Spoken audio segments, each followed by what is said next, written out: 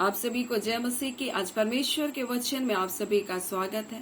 परमेश्वर पिता आज अपने वचनों के द्वारा आप सबको बहुत ऐसे आशीष को दे, वे अपने वचनों के द्वारा आपसे बोले और बातचीत करे। हम लोग दानियल की पुस्तक उसका 4था अध्याय उसके 25 को देखेंगे, जहाँ इस प्रकार से लिखा है कि तू मनुष्यों के बीच से निकाला जाएगा और मैदान के पशुओं के संग रहेगा। तू बैलों के साथ समान घास चरेगा और आकाश की ओस से भीगा करेगा, और 7 युग तुझ पर बीतेंगे जब तक तू ना जान ले कि मनुष्य के राज्य में परम प्रधान ही प्रभुता करता है। और ये नबूकदनेस्सर के लिए एक आज्ञा परमेश्वर ने स्वर्ग से दिया था। एक ख्वाब के द्वारा, एक दर्शन के द्वारा उसे ये बताया था। एक पेड़ को, बड़ा विशाल पेड़ को परमेश्वर ने दिखाया, एक उच्च स्वर्ग, उसकी ऊंचाई स्वर्ग तक, और उसकी बोलते हैं उसकी जड़ें, बोलता है कि उसकी जड़ें बोलते पृथ्वी में फैली हुई है, इस प्रकार से दिखाया। उसके सुंदर पत्ते थे, अच्छे फल थे, उसके उस पेड़ की छाया में हर प्रकार का जानवर क्या करता था, विश्राम करता था। उसकी डालियां में पक्षियां बसेरा करती थी। परंतु उसने एक ख्वाब को देखा, स्वर्ग से एक पहरुआ आया और उसने कहा कि बोलता है कि ये सारे क्या है, पेड़ों के बोलता है पत्तों को झड़ा दो, उसके डालियों को काट दो बोल रहा है। और यहाँ पर बोलता है वृक्ष को काट डालो, उसका नाश करो, तो भी उसकी ठूठ को जड़ समेत भूमि पर छोड़ दो बोल रहा है। और लोहे और पीतल के बंधनों से बंधे रहे और मैदान की हरी घास के बीच में पड़े रहने दो बोल रहा है। और ये आकाश की ओस से भीगा करे बोल रहा है। और जब तक 7 वर्ष नहीं इस पर बीतता बोल रहा, तब तक इसकी यही दशा रहेगी, जब तक कि वो ना जान ले बोल रहा है कि वो परम प्रधान परमेश्वर ही मनुष्यों के बीच में राज्य करता है।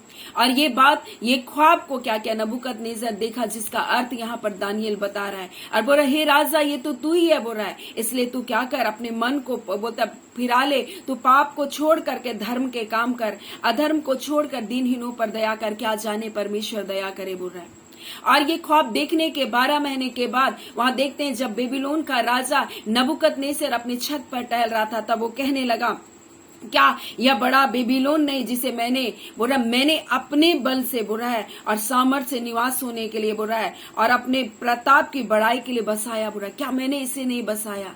और सब कुछ परमेश्वर ने उसको दिया था, लेकिन उसके अंदर जब ये घमंड आ गया, तब परमेश्वर बोल रहा है इस पेड़ को तुम काट डालो, इसको नाश कर डालो, इसके ऊपर के जितने बोलता है इसके फलों को झड़ा दो, इसके पत्तों को झड़ा दो, इसके डालियों को काट डालो, लेकिन इसको ठूठ को बोलता है रहने दो बोल रहा है। और इसको जंजीरों से बांध कर रख दो जब तक ये ना जाने, बोल रहा है कि परम प्रधान परमेश्वर ही बोल रहा है कि तू जब तक तू ना जान ले कि मनुष्य के राज्य में परम प्रधान ही प्रभुता करता और जिसे चाहता उसे देता है, यानी राज्य परमेश्वर का है। परमेश्वर स्वर्ग का, परमेश्वर मनुष्य के बीच में राज्य करता है। इसलिए वो बोल रहा है कि राजा को एक हिदायत दिया गया ख्वाब के द्वारा कि तू घमंड मत कर, पाप और बुराई को छोड़ दे, दीनहीनों पर दया कर, नहीं तो तू भी क्या किया जाएगा, काट डाला जाएगा। एक ख्वाब के द्वारा परमेश्वर ने उसको बताया, जिसका अर्थ दानियल बता रहा है। लेकिन इसके 12 महीने बीतने के बाद वो अपने अंदर में बोल रहा है, क्या ये मैंने इसे, या बड़ा बेबीलोन, क्या इसे मैंने अपने बल से नहीं बसाया बोल रहा है, और अपनी सामर्थ से राजनिवास होने के लिए और अपने प्रताप की बड़ाई के लिए नहीं बसाया। ये घमंड उसके अंदर आया, और जैसे ये घमंड उसके अंदर आया, वचन बोलता है, या वचन राजा के मुंह से निकलने भी ना पाया था कि आकाशवाणी हुई, हे राजा नबूकदनेस्सर, तेरे विषय में आज्ञा निकली, राज्य तेरे हाथ से निकल गया बोल रहा है। और वो क्या क्या पशु के समान क्या क्या बोलता है, उसका जीवन हो गया, वो घास खाने लग गया, वो जानवरों के बीच में पड़ा रहने लगा, वो पशुओं के साथ रहने लगा, वो बैल के समान घास खाने लगा बोलता है, जब तक वो 7 काल नहीं बीता। और आज परमेश्वर पिता अपने वचनों के द्वारा हमें बता रहा है, बोल रहा है, उसका वचन यूहन्ना में लिखा, सच्ची दाखलता मैं हूँ और मेरा पिता किसान है, जो डाली मुझ में है और नहीं फलती उसे वह काट डालता है, जो फलती है उसे छांटता है ताकि और फले। और यहाँ पर परमेश्वर का वचन हमें बता रहा है कि मैं ही सच्ची दाखलता हूँ, मेरे ही द्वारा तुम आशीष को पाते हो, मेरे बिना तुम कुछ भी नहीं कर सकते। और इसलिए लिखा है, सच्ची दाखलता मैं हूँ, मेरा पिता किसान है, और जो डाली मुझ में है और नहीं फलती उसे छांटता है ताकि बोलता है उसे काट डालता है, जो डाली फलती है उसे छांटता है ताकि और फले।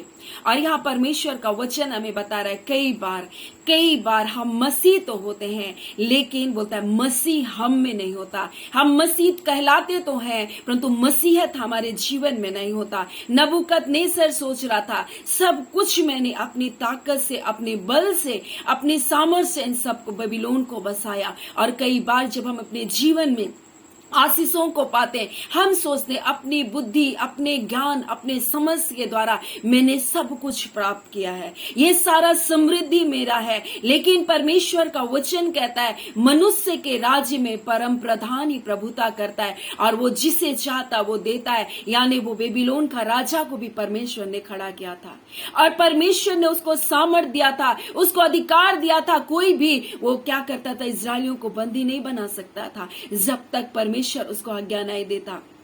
और वो सोच रहा था सब कुछ मैंने अपनी ताकत से, अपने बल से प्राप्त किया। लेकिन एक दिन उसका घमंड उसके जीवन को क्या क्या नाश किया और परमेश्वर ने उसको पहले ही हिदायत दिया।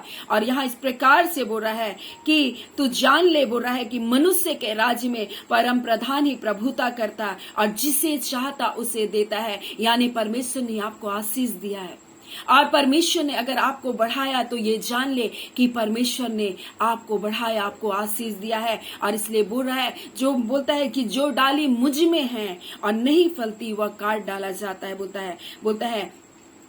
है जो काट डाला जाता है उसको क्या किया जाता है, फिर आग में भी झोंक दिया जाता है। बोलता है वो जो कोई मुझ में बना ना रहे तो जो वो डाली, बोलता है उस डाली के समान फेंक दिया जाता है, सूख जाता है, लोग उसको बटोर कर आग में झोंक देते हैं। और यही बात अगर हम लोग यिर्मयाह उसका 5 उसका 10 में इस प्रकार से लिखा है, शहरपनाह में चढ़कर उनका नाश तो करो तो भी उनका अंत मत कर डालो, उनकी जड़ें रहने दो, उनकी डालियों को तोड़कर फेंक दो क्योंकि वे यहोवा की नहीं है। और परमेश्वर का वचन आज हमें बता रहा है कुछ डालियां ऐसी है जो मसीह की नहीं है। और ये डालियां कैसी डालियां हैं, परमेश्वर का वचन बता रहा है। और वो बोल रहा है शहरपनाह पर चढ़कर उनका नाश तो करो तो अभी उनका अंत मत कर डालो और उनकी जड़ें रहने दो, बोलते उनकी डालियों को तोड़कर उनको फेंक दो क्योंकि वे यहोवा की नहीं। यहोवा की यह वाणी है, इजराइल और यहूदा के घरानों ने मुझसे बड़ा विश्वासघात किया। और कई बार ये वो डालियां हैं जो विश्वासघात की डालियां हैं, वो डालियां हैं जो घमंड की डालियां हैं, ये वो डालियां हैं जो पाप की डालियां हैं, ये वो डालियां हैं जो हम क्या करते हैं। यहाँ पर दानियेल ने किस प्रकार से बोल रहा है कि राजा तू पाप को छोड़कर धर्म करने लगे, अधर्म को छोड़कर दीनहीनों पर दया करे तो संभव है ऐसा करने से तेरा चैन बना रहेगा। और कभी कभी ये वो डालियां हैं बन जाती हैं जो अधर्म के काम करती है, ये ऐसी डालियां बन जाती है जो विश्वासघात करती है परमेश्वर के साथ। मसीह में होने के बावजूद मसीह उनके जीवन में नहीं होता। और बुरा अगर तुम मुझ में नहीं होगे तो तुम फल नहीं फल सकते। बोल रहा है मैं दाखलता हूं, तुम डालियां हो। बोला मैं बोलता मैं सच्ची दाखलता हूं, मेरा पिता किसान है। और बोलता जो डालियां मुझ में नहीं फलती, यानी कई बार मसीह में होने पर भी कोई का किसी का जीवन फलदायक जीवन नहीं होता। वो क्या करते, सोचते हैं कि ये जो आशीषों को हम पा रहे, संसारिक आशीषों को जो हम पा रहे, जो समृद्धि है, सब कुछ मेरे दम पर है। लेकिन परमेश्वर कहना चाहता है कि तू जान ले कि मनुष्य के राज्य में परम प्रधान ही प्रभुता करता है। और बोलता है कि और जिसे चाहे उसे देता है, वो जिसे चाहे उसे उठा सकता है, जिसे चाहे वो बढ़ा सकता है। बोल रहा है और इसलिए परमेश्वर पिता आज हमें अपने वचन के द्वारा हमें बता रहा है कि वो सर्वशक्तिमान परमेश्वर है। सो आज हमारा जीवन मसीह में होने के बावजूद अगर हम फल को नहीं ला रहे तो हमारा जीवन विनाश के कगार में। परंतु अगर हम डालियां हैं, हम ऐसी डालियां हैं जो मसीह में और मसीह हमारे जीवन में, तो हम बहुत सारा फल लाएंगे और हम दूसरों के लिए भी आशीष का कारण बनेंगे। जैसा नबूकदनेस्सर बहुतों के लिए आशीष का कारण बन रहा था। एक बड़ा वृक्ष था जिसमें बहुत सारे फल लगे हुए थे, जिसके नीचे पशुएं आराम करती थी, जिसके ऊपर चिड़िया बसेरा करती थी और वो फैल कर उसकी समृद्धि, बोलता है उसके राज्य, बोलता है स्वर्ग तक पहुंच गया था। बोलता है उसकी महिमा बढ़ी और स्वर्ग तक पहुंच गई थी। बोलता है और लिखा है कि बोलता है और तेरी प्रभुता पृथ्वी की छोर तक फैली। और परमेश्वर हमको ऐसी आशीष देना चाहता है।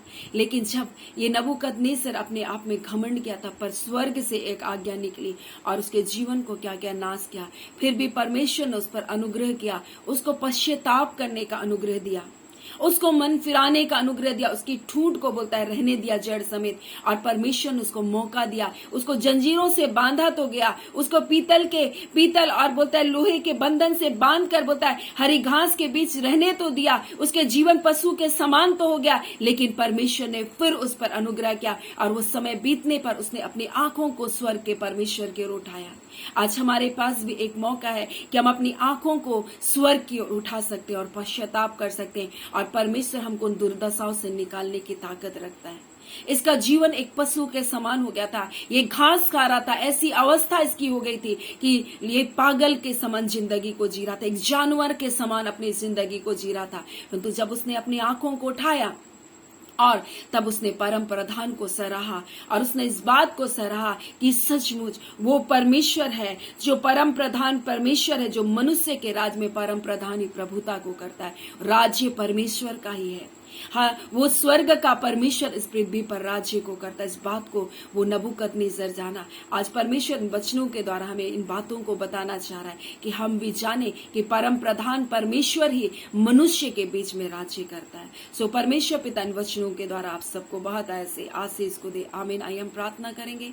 धन्यवाद देते हैं जीवते सच्चे सामर्थी पिता परमेश्वर, प्रभु यीशु के नाम से प्यारे पिता आपके निकटता आपकी हुजूरी में आते हैं पिता।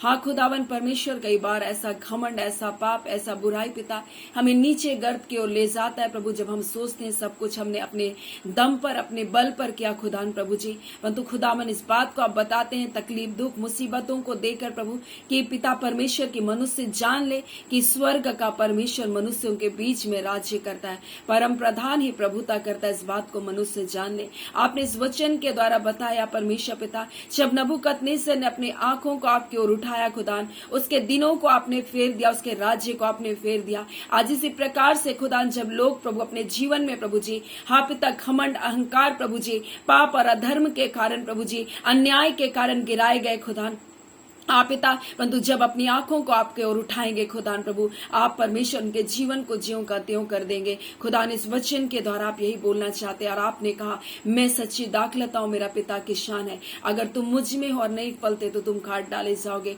आपने इस बात को चेतावनी को दिया परमेश्वर पिता, हम आपका धन्यवाद करते खुदावन। ये सब हमारे जीवन के लिए प्रभु जी हाँ पिता परमेश्वर जीवन पर्यंत बने रहे प्रभु, ताकि हम पिता अपने जीवन को जांचते अपने जीवन को व्यतीत कर सके। जितने लोग आज यूट्यूब फैमिली में जुड़ रहे प्रभु जी, आप प्रत्येक को जीवन को इन वचनों के द्वारा आशीषित करे, सचेत करे प्रभु, सावधान करे खुदान प्रभु जी, और खुदान अपने जीवन में प्रभु जी एक फलदायी जीवन को ये जीने पाए, यीशु के नाम से आशीषित जीवन को जीने पाए।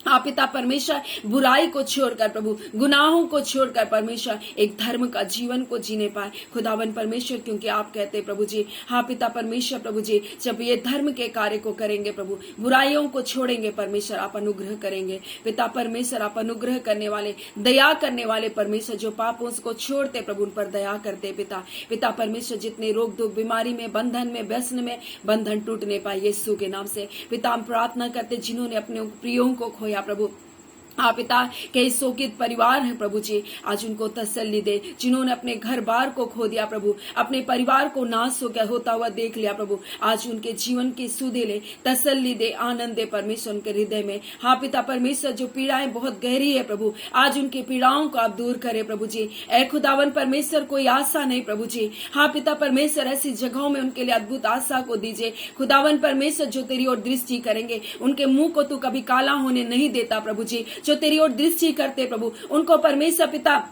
आप लज्जित होने नहीं देते। आज जब अपने मुख को तेरी ओर उठा रहे खुदा, हाँ खुदावन परमेश्वर अपने गुनाह गलतियों को मान रहे प्रभु, आप उनके दिनों को ज्यों का त्यों कर दे, आप अपनी भलाइयों से इनको तृप्त करे। आपने पिता आपने कहा है परमेश्वर पिता प्रभु, जो मेरी ओर देखेगा प्रभु, मेरी ओर दृष्टि करेगा, उनका मुख कभी भी काला होने नहीं पाएगा खुदा प्रभु। आप इन्हें अद्भुत आशीषों को दीजिए। जय और छुटकारा यीशु के नाम से आज के दिन आने पाए, आपके लोगों से बोले और बातचीत करे। आज के दिन परमेश्वर अपनी उपस्थिति में रखे, हर बुराई से, पाप से, धर्म से, गुनाहों से इन्हें बचा कर रखे खुदावन परमेश्वर। हम प्रार्थना करते हैं इन्हें परीक्षाओं के ऊपर परमेश्वर पिता, इन्हें परीक्षाओं में ना डाल प्रभु, परंतु बुराई से इनको बचा कर रखना पिता।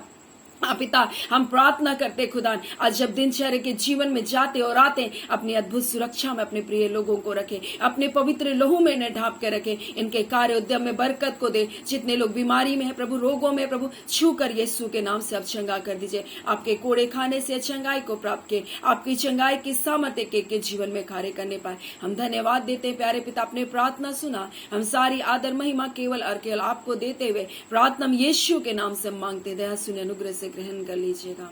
आमीन। परमेश्वर पिता आप सबको बहुत ऐसी आशीष को दे। आमीन।